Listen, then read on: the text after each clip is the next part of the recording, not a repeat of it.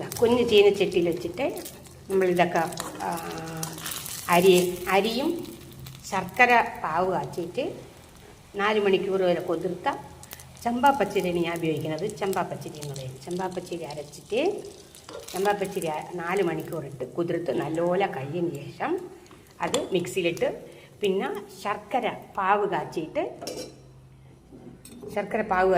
ആ തണുത്തതിന് ശേഷം അത് ഒഴിച്ച് ഇത് അരയ്ക്കും. പെട്ടെന്നാണ്ട ഇങ്ങനെ അരച്ചിട്ട് വെള്ളം ഒഴിക്കാതെ ഈ ശർക്കര പാവിൽ തന്നെ അരച്ച് എടുത്തതിന് ശേഷം പഴമൊന്നും ചേർക്കത്തില്ല. ഏലക്കായ ചേർത്ത് ഒരു 10-15 മിനിറ്റ് പുറത്ത് വെച്ചിരുന്നിട്ട് നമുക്ക് ഉണ്ടാക്കാം. പെട്ടെന്ന് ഉണ്ടാക്കാൻ പറ്റിയതാണിത്.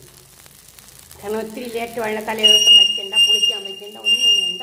ഫ്രഷായിട്ട് അപ്പം തന്നെ ചുടും. പിന്നെ നമുക്ക് ചുട്ട് കഴിഞ്ഞിട്ട് ബാക്കിയെടുത്ത് ഫ്രിഡ്ജ് വയ്ക്കാം. ആവശ്യാനുസരണം എന്നും ചുടണമെങ്കിൽ ഇച്ചിരി 10 മിനിറ്റ് പുറത്ത് വയ്ക്കുക. തണുപ്പ് മാറിയതിന് ശേഷം ഇച്ചിരി വേണ്ട. ഇതാ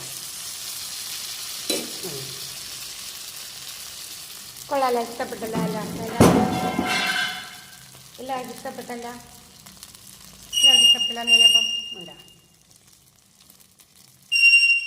അതിവിടെ ഒരുത്തുണ്ടാവും. കിടന്ന് കാറി പിടിക്കുന്നത് അങ്ങനെ ഉണ്ടാ നെയ്യ് ചുട്ടിരിക്കുന്നുണ്ടാ. കൊള്ളാം. ഇഷ്ടമായോ എല്ലാവർക്കും? നല്ല മധുരമുണ്ട്. ചമ്പാപ്പച്ചരിയാണ്. അപ്പോൾ ചമ്പാപ്പച്ചരി ആകുമ്പോൾ നല്ല ഇതാണ്. പച്ചരി ആകുമ്പോൾ അത്ര ഇതില്ലല്ലോ. ചമ്പാപ്പച്ചരി ആകുമ്പോൾ അതിൻ്റെ ആ ഒരു തുള്ളി എണ്ണയോ നെയ്യോ ഒഴിക്കാം. ഞാനിപ്പോൾ ഒഴിച്ചിരിക്കുന്നത് എണ്ണയാണ്, നെയ്യല്ല, എണ്ണയാണ്. വേണ്ട വയ്ക്കുക. എന്നിട്ടത് എടുക്കുക. കുഞ്ഞ് സ്പൂണിനെടുത്ത് ഒരു കുഞ്ഞു തവിയും ഒഴിച്ചാൽ മതി. ഓക്കെ.